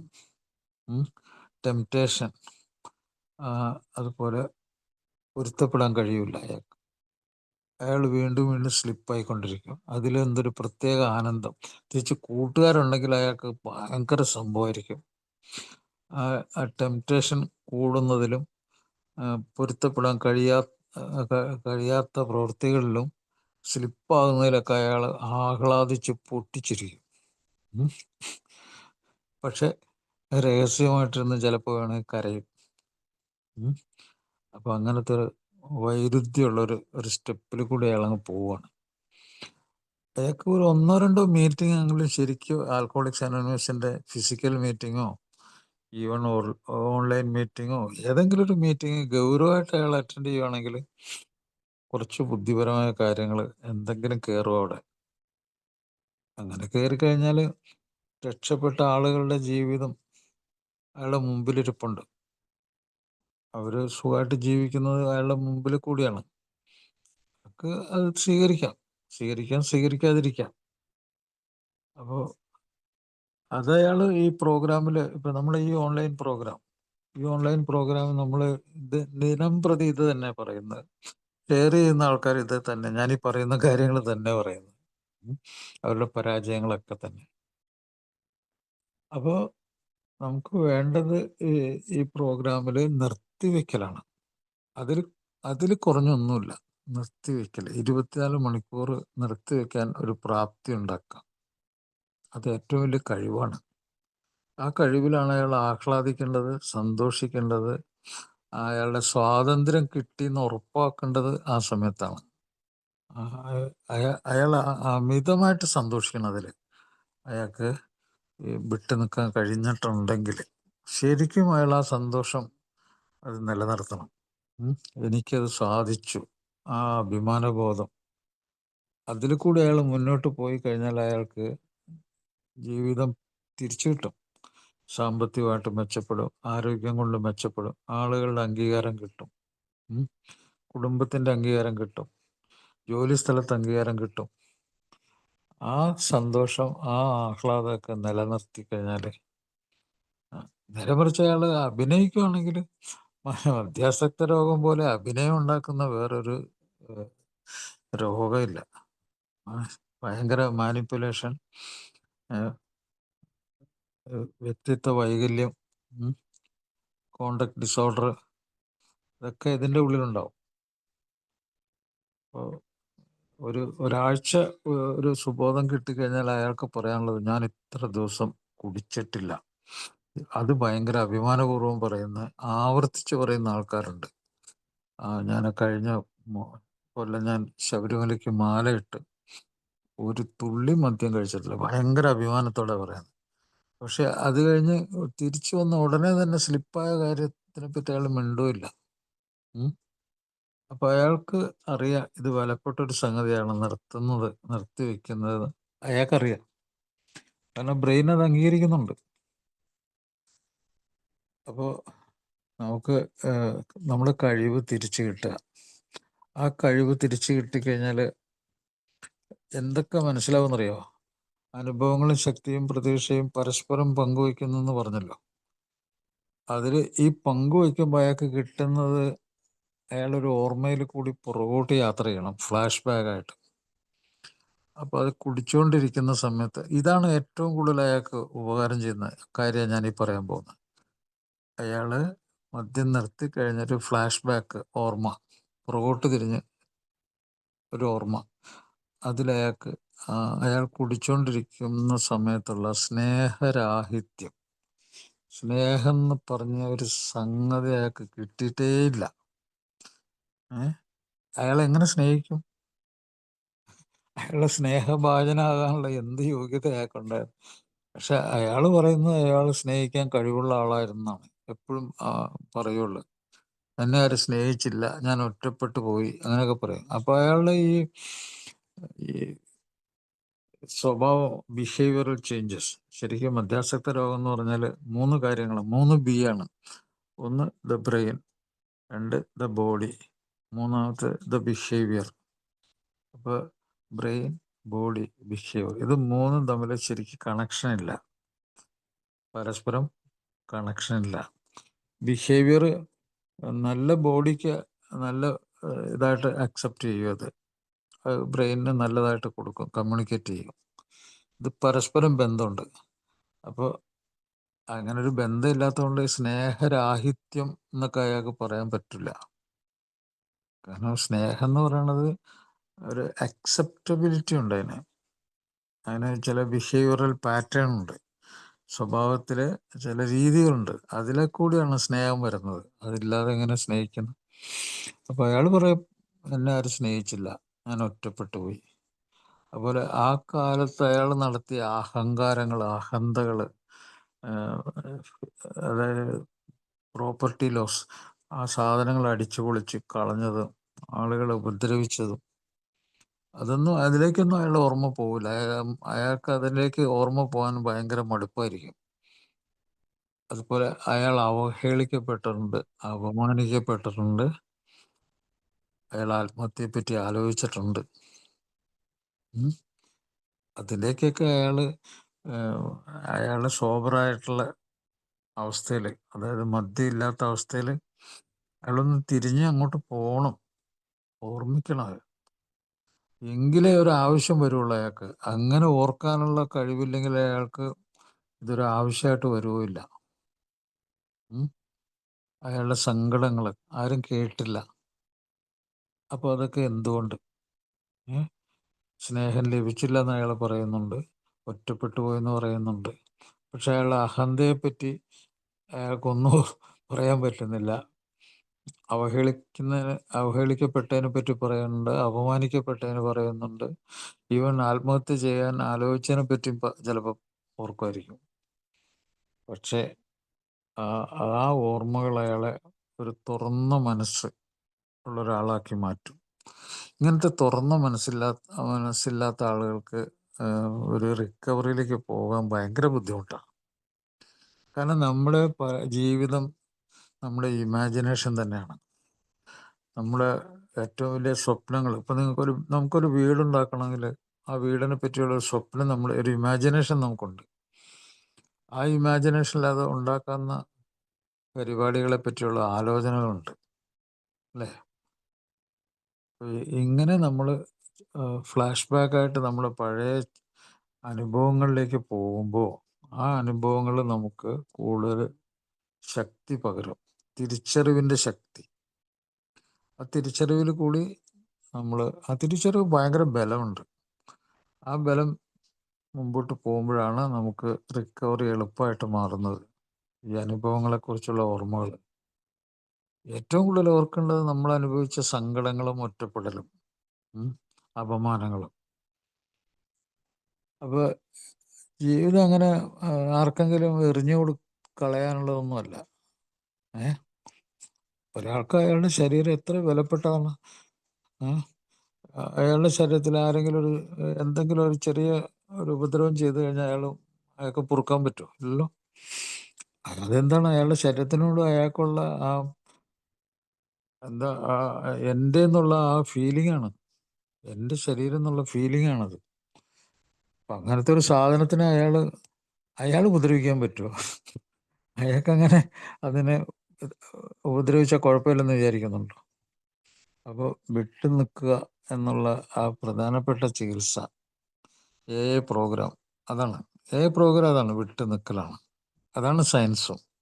അതിൽ കൂടി വിട്ടു നിൽക്കുകയും, മദ്യത്തിൽ നിന്ന് വിട്ടു നിൽക്കുകയും, മറ്റു ലഹരികളിൽ നിന്ന് വിട്ടു നിൽക്കുകയും, ഈ മറ്റു ലഹരികൾ വിട്ടു നിൽക്കുക എന്നുള്ള കാര്യം പല ആളുകളും മറന്നു പോകുന്നുണ്ട്. ഇപ്പോൾ ഉദാഹരണം, മദ്യം കഴിക്കുന്ന ആൾ പുകയില ഉപയോഗിക്കുന്നുണ്ടെങ്കിൽ എല്ലാ ലഹരിയും ഒരുമിച്ച് നിർത്തിയില്ലെങ്കിൽ മദ്യം നിർത്തി കഴിഞ്ഞിട്ട് പുക വലിക്കുമ്പോഴൊക്കെ മദ്യത്തെക്കുറിച്ചുള്ള ഓർമ്മ വരും. കാരണം ഈ കണ്ടീഷനിങ് എന്ന് പറയും, വ്യവസ്ഥ, ഒരു വ്യവസ്ഥയാണത്. ഈ വ്യവസ്ഥകൾക്ക് അടിപ്പെട്ട തലച്ചോറ് ആ വ്യവസ്ഥകളിൽ കൂടി തന്നെ മുമ്പോട്ട് പോകുള്ളൂ. അതുകൊണ്ട് റിലാപ്സ് പെട്ടെന്ന് പെട്ടെന്ന് വരും. അപ്പോൾ എല്ലാ ലഹരികളും ഒരുമിച്ച് തന്നെ നിർത്തുക, വിട്ടു നിൽക്കുക. അതുപോലെ തന്നെ ഇതിന് ശേഷം വരുന്ന ആ വികാരങ്ങൾ, ചില ആളുകൾക്ക് ഭയങ്കര ദേഷ്യമൊക്കെ ഉണ്ടാവും, ചിലപ്പോൾ ഭയം ഉണ്ടാവും. ഈ വികാരങ്ങളെ നമ്മൾ ഫ്ലാഷ് ബാക്ക് ആയിട്ട് നിരീക്ഷിക്കണം. അത് ആ വികാരങ്ങൾ അത് എവിടെ നിൽക്കുന്നു, അത് എന്ത് ചെയ്യുമ്പോഴാണ് അത് കൂടുതലാവുന്നത്, അതിനെപ്പറ്റിയൊക്കെ ഒരു ഓർമ്മശക്തി ഉണ്ട്. അയാൾ നിരീക്ഷിച്ചാൽ മാത്രം മതി. അയാൾക്ക് ഭയം ഉണ്ടെങ്കിൽ ആ ഭയത്തെ അയാൾ നിരീക്ഷിക്കുക. അയാൾക്ക് സങ്കടം ഉണ്ടെങ്കിൽ ആ സങ്കടത്തെ ദിവസങ്ങളോളം അയാൾ നിരീക്ഷിക്കുക. അപ്പോൾ അതിനെ അനലൈസ് ചെയ്യാനായിട്ട്, അതിനെ ഓരോ കാര്യങ്ങളെ പറ്റി പഠിക്കാനായിട്ട്, മനസ്സിലാക്കാൻ അയാൾക്ക് സാധിക്കും. ഇങ്ങനെ നിരീക്ഷിച്ചാൽ മാത്രം അയാൾക്ക് രക്ഷപ്പെടാൻ പറ്റും. കാരണം നിരീക്ഷണം ഉണ്ടല്ലോ ഏറ്റവും വലിയ പഠനവും അനുഭവമാണ്. തലച്ചോറ് ഭയങ്കരമായിട്ട് ട്രെയിൻ ചെയ്യും. അതിന് രക്ഷപ്പെടണമെന്ന് ഭയങ്കര ആഗ്രഹമുണ്ട്. അത് രക്ഷപ്പെടാനുള്ള മാർഗം അന്വേഷിക്കുകയും ചെയ്യും. അപ്പോൾ പല ആൾക്കാരും പരിഹസിച്ച് എങ്ങനെയാണെന്നറിയാമോ, അവൻ ചീത്ത, അവൻ മോശക്കാരനാണ്. ഒരാൾ മദ്യം കഴിച്ചുകൊണ്ടിരിക്കുന്ന ഒരാൾ, അയാളുടെ ബ്രെയിൻ ഒരു അബ്നോർമൽ ബ്രെയിൻ ആണല്ലോ. അപ്പോൾ അയാൾ ഈ ഒരു മനുഷ്യനും കൂടിയാണ് അയാൾ. അപ്പോൾ ആ മനുഷ്യന് ഒരിക്കലും മോശമാണെന്ന് പറഞ്ഞ് കേൾക്കുന്ന ഇഷ്ടമല്ല. ബാഡ്, നിങ്ങൾ ഉപദ്രവിക്കുന്ന ഒരാൾ, നിങ്ങളെ സ്നേഹിക്കാത്ത ഒരാൾ, നിങ്ങളെ ഉപദ്രവിച്ച് രസിക്കുന്ന ഒരാൾ, അവരേറ്റവും കൂടുതൽ ഇഷ്ടപ്പെടുന്നത് നിങ്ങൾ മോശക്കാരനാണ്, മോശക്കാരനാണ്, മോശക്കാരനാണ്, കൊള്ളരുതാത്തവനാണെന്ന് നിരന്തരം നിങ്ങളോട് വാക്കുകൾ കൊണ്ട്, എക്സ്പ്രഷൻ കൊണ്ടും നിങ്ങളോട് ഇങ്ങനെ അടിച്ചുകൊണ്ടേയിരിക്കും. നിങ്ങൾ മോശക്കാരനാണ്, നിങ്ങൾ മോശക്കാരനാണ്, you are bad, bad, bad. ഇങ്ങനത്തെ ഒരു അനുഭവം വരുമ്പോൾ, പ്രത്യേകിച്ചും മദ്യാസക്തിയുടെ ഉള്ളിൽ, മോശപ്പെട്ട ഒരു ബ്രെയിനിൻ്റെ ഉള്ളിൽ ഒരു ക്രിമിനൽ ബ്രെയിനായിട്ട് മാറും. അതിങ്ങനെ നിരന്തരം കേൾക്കാൻ ഇഷ്ടപ്പെടുന്നില്ല. ബാഡ്, ബാഡ്, ബാഡ് എന്ന് പറയുമ്പോൾ കുറേ നാളതിന് സങ്കടം വരും. ആ ബ്രെയിനിന് സങ്കടം വരും, സാഡ്. കാരണം അതിന് കഴിവില്ലാത്തൊരു ബ്രെയിനാണല്ലോ, അതിന് രക്ഷപ്പെടാൻ കഴിവില്ലാത്തൊരു ബ്രെയിനാണ്. അതുകൊണ്ട് അത് സങ്കടപ്പെടും. അതങ്ങനെ നിരന്തരം സങ്കടപ്പെട്ട് സാഡ് എന്ന് പറഞ്ഞാൽ പിന്നെ അത് അജിറ്റേഷൻ എന്ന് പറഞ്ഞാൽ സംഘർഷങ്ങൾ ഒരു ഭൂമിയായിട്ട് മാറും. ആ മനസ്സ്, ആ തലച്ചോറിൻ്റെ പ്രവർത്തനം സംഘർഷങ്ങളുടെ ഒരു തലച്ചോറായിട്ട് മാറും. അപ്പോൾ ഈ ബാഡെന്ന് പറഞ്ഞ് താഴ്ത്തി ചവിട്ടി അരയ്ക്കുമ്പോൾ അത് സാഡ് സങ്കടത്തിലേക്ക് പോയി, സങ്കടത്തിൻ്റെ വിവിധ വശങ്ങളിൽ കൂടി സഞ്ചരിച്ച് അത് അജിറ്റേഷൻ ഉണ്ടാവും, അത് സംഘർഷം ഉണ്ടാക്കും. ഒരു തിരമാല അടിക്കുന്ന പോലെ ഇങ്ങനെ അടിച്ചുകൊണ്ടിരിക്കും അത്. ഞാൻ മോശക്കാരൻ. അപ്പോൾ സാഡ് എന്നുള്ളത് എപ്പോഴും ആ സാഡ്, അതിൻ്റെ ആ ഗ്രീഫ്, ആ സങ്കടം, അത് ഇങ്ങനെ അലയടിച്ചുകൊണ്ടിരിക്കും. അപ്പോൾ അതിന് പലപ്പോഴും വിരോധം തോന്നും, അത് മാഡായിട്ട് മാറും. അപ്പോൾ ബാഡിൽ നിന്ന് സാഡായിട്ട്, സാഡിൽ നിന്ന് മാഡായിട്ട് മാറും. എന്താണ് മാഡ്? വയലൻസ്, പ്രതിഷേധം. അത് മാഡായിട്ട് മാറും. അങ്ങനെയാണ് എത്രയോ കൊലപാതകങ്ങൾ നടക്കണേ. ഈ പറഞ്ഞ് രസിക്കുന്ന ആൾ തന്നെ ചിലപ്പോൾ കൊല ചെയ്യപ്പെടും. കാരണം അത് ആ പറയുന്ന ആൾക്കത് അറിയാൻ പാടില്ല. ഈ ആരെപ്പറ്റിയാണ് അവർ പറയുന്നത്, ആ ബ്രെയിനിന് ഒരു കുഴപ്പമുള്ളൊരു ബ്രെയിനാണെന്നും, അങ്ങനെ ബാഡ് ബാഡ് എന്ന് പറഞ്ഞുകൊണ്ടിരുന്നാൽ അതിങ്ങനെ വൈകാരികമായിട്ട് ഭയങ്കരമായിട്ടുള്ള ഒരു അവസ്ഥയ്ക്ക് വിധേയമായിട്ട് മാഡാവുന്നു, അത് വയലൻസിലേക്ക് പോകുന്നു, അഗ്രഷൻ ഉണ്ടാകുന്നു, കൊലപാതകം നടക്കുന്നൊക്കെ ഇപ്പോൾ ഈ ടി വി ഒക്കെ കാണുന്ന ആൾക്കൊക്കെ അത് മനസ്സിലാവുന്നുണ്ടാവും. വൈകുന്നേരത്തെ ന്യൂസൊക്കെ കേൾക്കുന്ന ആൾക്ക് അത് മനസ്സിലാവും. അപ്പോൾ വാസ്തവത്തിൽ മദ്യാസക്തി നിർത്തിക്കഴിഞ്ഞാൽ മദ്യാസക്തി നിർത്താനുള്ള ആ പ്രാരംഭ ഘട്ടത്തിലേക്ക് അതിലേക്ക് ഇഴുകി ചേർന്ന് കഴിഞ്ഞാലുണ്ടല്ലോ, ഞാൻ ഇതൊന്നും അല്ല എന്നുള്ളൊരു യാഥാർത്ഥ്യം സ്വീകരിക്കണം. അത് ഉറപ്പിച്ച് പറയണം. എൻ്റെ ശരീരം എൻ്റെ സ്വന്തമാണ്. അതിൻ്റെ മുകളിൽ ആർക്കും അവർക്ക് വേണ്ടി ഞാനിത് എറിഞ്ഞു കൊടുക്കുകയൊന്നുമില്ല. ഇതെൻ്റെ സ്വന്തമാണ്. അതിൻ്റെ ആ ഒരു ബുദ്ധിപരമായിട്ടുള്ള തിരിച്ചറിവും അതിനെ നിലനിർത്താനുള്ള ശക്തി ഉണ്ടാകണം. ഇപ്പം ബാഡ് എന്ന് പറഞ്ഞ ആളുകളുടെ മുമ്പിൽ ബാഡല്ല എന്നും അത് ഒരു രോഗാവസ്ഥയാണെന്നും തെളിയിച്ചു കൊടുക്കേണ്ട ഒരു കാര്യമുണ്ട്. ഇതിപ്പോ അങ്ങനെ തെളിയിക്കുക മാത്രമല്ല, അത് നമ്മുടെ ശരീരത്തിൻ്റെ മുകളിലുള്ള നമ്മുടെ ഈ അവകാശം വാസ്തവത്തിൽ ലോകത്തിലെ ഏറ്റവും വലിയ എന്താ പറയുക, ഹ്യൂമനിസം, മനുഷ്യത്വം, മനുഷ്യ അവകാശം, അത് നമ്മളെ അംഗീകരിക്കുകയും നമ്മളെപ്പറ്റി നമ്മൾ വിശകലനം ചെയ്യുകയും ചെയ്യുന്ന നമ്മുടെ അവസ്ഥ, നമ്മുടെ ശരീരം, നമ്മുടെ സ്വന്തം, അതാണ് നമ്മുടെ ഹ്യൂമൻ റൈറ്റാണ്, നമ്മുടെ അവകാശമാണത്. നമ്മുടെ ശരീരത്തിനെ നമ്മൾ നോക്കി നടത്തിക്കൊണ്ടു പോകുന്നത്.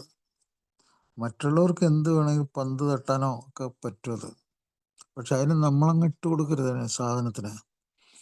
അപ്പം നമ്മളതൊന്നും അല്ല, അതാണ് യാഥാർത്ഥ്യം. അപ്പം നമുക്ക് എന്താ വേണ്ടത്? ഈ രോഗത്തിനെ കുറിച്ചുള്ള ഏറ്റവും വലിയൊരു കാര്യം ഞാൻ പറയാൻ പോകുന്നത്, ലേൺ.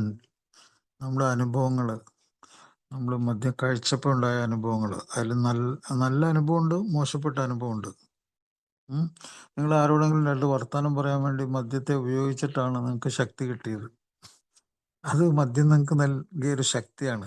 പക്ഷേ ആ ശക്തി ചിലപ്പോൾ മോശം അവസ്ഥയിലേക്ക് എത്തിക്കും. അപ്പോൾ അത് നിങ്ങളെ ഒരു തെറ്റായ വഴിയിലേക്ക് കൊണ്ടുപോയി, അല്ലേ? ആ പഠനം അത് സംസാരിക്കാൻ പഠിപ്പിച്ചത്, പക്ഷേ അത് രോഗത്തിലേക്ക് കൊണ്ടുപോയി. അതുപോലെ നമ്മുടെ അനുഭവങ്ങളെ പറ്റി നമുക്ക് നിഷ്പക്ഷമായിട്ട് വിശകലനം വേണ്ടി വരും. നമ്മൾ പഠിക്കണം, എഡ്യൂക്കേറ്റ് അവേഴ്സെൽസ്. മദ്യാസക്തി രോഗം എന്താണെന്ന് നമ്മൾ തന്നെ പഠിക്കണം. അപ്പോൾ നമുക്ക് പല ആൾക്കാരെയും രക്ഷപ്പെടുത്താൻ പറ്റും. അതുപോലെ അത് ലോകത്തിന് തുറന്നു കാട്ടിക്കൊടുക്കണം നമ്മൾ. അപ്പം ഇങ്ങനെയുള്ള ഈ ദർശനങ്ങൾ, അല്ലെങ്കിൽ നമ്മുടെ 7 ദർശനങ്ങൾ, 7 പടികൾ, 7 പാരമ്പര്യങ്ങൾ, അതിൻ്റെ ലിറ്ററേച്ചറുകൾ, അതിൻ്റെ ദർശനങ്ങൾ നമ്മൾ ഓരോരുത്തരുടെയും, മദ്യാസക്ത രോഗിയും മാത്രമല്ല, അതിൻ്റെ ബന്ധത്തിൽപ്പെട്ട ആൾക്കാർ, ഫാമിലിയിൽപ്പെട്ട ആൾക്കാർ, ജോലി സ്ഥലത്തുള്ള സുഹൃത്തുക്കൾ, അതുമായിട്ട് ബന്ധപ്പെടുന്ന എല്ലാവരും, അവരുടെ ഒരു ദർശനം, അവരുടെ ഫിലോസഫി എന്തായിരിക്കണം എന്നറിയോ? അവരുടെ ബിസിനസ് ആയിരിക്കണത്. ആ ഫിലോസഫി അവരുടെ ഒരു ബിസിനസ്സാണ്. എല്ലാ ദിവസത്തെയും ഒരു സ്വന്തം കാര്യമാണ്. ഒരു ബിസിനസ് എന്ന് പറഞ്ഞാൽ സ്വന്തം കാര്യം നടത്തിപ്പ്. അപ്പം എൻ്റെ സ്വന്തം കാര്യം നടത്തിപ്പാണ്, എൻ്റെ ബിസിനസ്സാണ് എൻ്റെ സുബോധം. ഞാൻ അതിലേക്ക് പോകാതെ എൻ്റെ ശരീരത്തെയും എൻ്റെ മനസ്സിനെയും എൻ്റെ സ്വഭാവത്തെയും തിരിച്ചു പിടിക്കുന്നത് എൻ്റെ ബിസിനസ്, എൻ്റെ കാര്യപരിപാടിയാണ്. അത് 24 മണിക്കൂർ ഞാൻ നടത്തിക്കൊണ്ട് മുമ്പോട്ട് പോകണം. അങ്ങനെ എൻ്റെ സത്യം ഞാൻ അറിയുന്നു. എൻ്റെ സത്യം ഞാൻ അറിഞ്ഞു കഴിഞ്ഞാൽ നമ്മളൊരു സാധാരണ മനുഷ്യനായി. പിന്നെ ആരുടെ മുമ്പിൽ നമുക്ക് തലകുനിക്കേണ്ട ആവശ്യമില്ല. അപ്പോൾ നമ്മളൊരു പുതിയൊരു സ്വാതന്ത്ര്യം, അതുപോലെ നമ്മൾ ഒരു ഈക്വാളിറ്റി, നമ്മൾ മറ്റുള്ളവരോടൊപ്പം തന്നെ നമ്മൾ സമന്മാരാണ്. ഒരു കുറവുമില്ല നമുക്കൊരു രോഗം വന്ന് നമ്മളെ അടിപ്പെടുത്തി. അതുപോലെ നമുക്ക് സ്നേഹിക്കാനുള്ള കഴിവുണ്ട്, മാറ്റത്തിനുള്ള കഴിവുണ്ട്. അത് നടത്തി മുമ്പോട്ട് പോകുമ്പോൾ നമ്മൾ ഈ ഈ രോഗത്തിൽ നിന്ന്, ഈ മാരകമായ രോഗത്തിൽ നമ്മൾ രക്ഷപ്പെടും. മദ്യാസക്ത രോഗത്തെക്കുറിച്ച് ഏറ്റവും കൂടുതൽ അറിയേണ്ടത് ആരാന്നറിയോ? അറിയേണ്ടത് മദ്യാസക്ത രോഗി തന്നെയാണ്. റിക്കവറിയുടെ മാർഗത്തിൽ അതെല്ലാം അറിഞ്ഞിരിക്കണം. ഓരോ രോഗാവസ്ഥയെപ്പറ്റിയും മരുന്നിനെ പറ്റിയും ചികിത്സയെ പറ്റിയൊക്കെ വ്യക്തമായിട്ട് അറിഞ്ഞിരിക്കുക. ഇന്ന് നിങ്ങളെ രക്ഷപ്പെടുത്താൻ പോകുന്നത്, അല്ലെങ്കിൽ എന്നെ രക്ഷപ്പെടുത്താൻ പോകുന്നത്, ആരെയും രക്ഷപ്പെടുത്താൻ പോകുന്നത് അറിവാണ്. അത് ആ അറിവിന് എന്ത് വേണം? യാഥാർത്ഥ്യത്തിൻ്റെ, തെളിവിൻ്റെ ഒരു സഹായം വേണം. തെളിവില്ലാത്ത അറിവിനൊന്നും യാതൊരു അർത്ഥമില്ല. അപ്പോൾ തെളിവ് ഉള്ളു. ഞാൻ മദ്യം കഴിക്കാതിരുന്നപ്പോൾ എൻ്റെ അവയവങ്ങൾക്കൊക്കെ മാറ്റം വന്നു, എൻ്റെ ആരോഗ്യത്തിന് മാറ്റം വന്നു, എൻ്റെ സ്വഭാവത്തിന് മാറ്റം വന്നു, എൻ്റെ ശരീരത്തിന് മാറ്റം വന്നു എന്നുള്ള തെളിവ് നമുക്ക് ലഭിക്കും. ആ തെളിവുള്ള സമയത്താണ് നമുക്ക് ജീവിക്കാൻ തോന്നുന്നത്. അതുകൊണ്ട് ഈ പ്രോഗ്രാം, ആൽക്കഹോളിക്സ് അനോണിമസിൻ്റെ ഈ പ്രോഗ്രാം ഒരു വണ്ടർഫുൾ പ്രോഗ്രാമാണ്. അതിൽ വന്നിരിക്കുന്ന ആളുകൾ മിക്കവാറും കേൾക്കുന്നൊക്കെ ഒരേ കാര്യങ്ങൾ തന്നെയാണ്.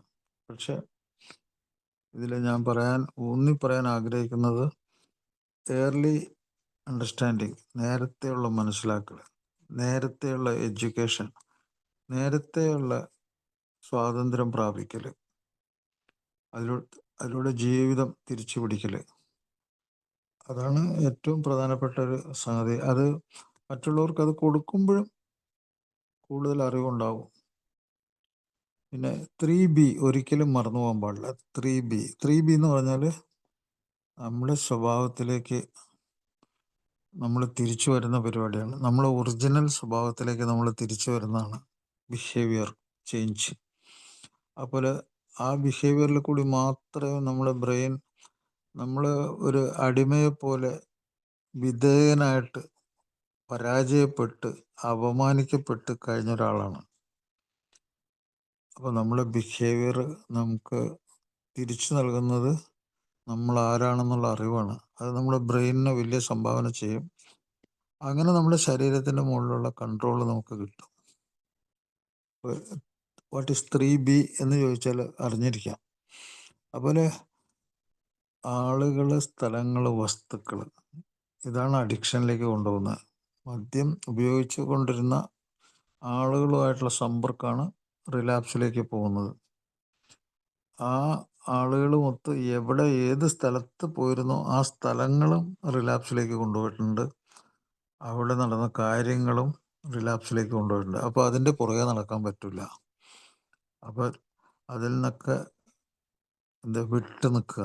വിട്ടുനിൽക്കലാണ്. പിന്നെ നമ്മുടെ ശരീരത്തെ നമുക്ക് മറ്റാരേക്കാളും നല്ല ഭക്ഷണം, നല്ല വിശ്രമം, നല്ല അണ്ടർസ്റ്റാൻഡിങ് നമ്മുടെ ശരീരത്തെ പറ്റി, അതിൻ്റെ ട്രീറ്റ്മെൻറ്റിന് നമ്മൾ ശരീരത്തോട് പൊരുത്തപ്പെട്ട് നമ്മൾ നിൽക്കണം.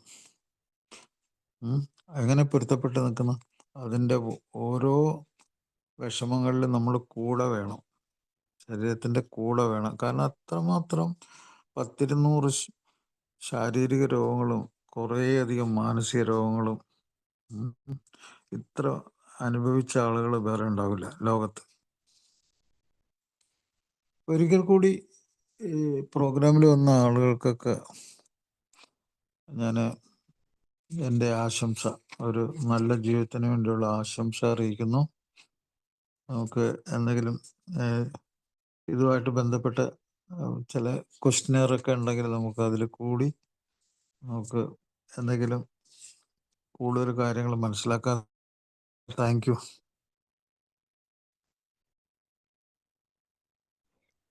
താങ്ക് യു ഡോക്ടറെ, താങ്ക് യു വെരി മച്ച് ഞങ്ങൾക്ക് വേണ്ടി ഇത്ര നേരം സംസാരിച്ചതിന്. ഇനി ആർക്കെങ്കിലും എന്തെങ്കിലും സംശയങ്ങളോ കൂട്ടിച്ചേർക്കാൻ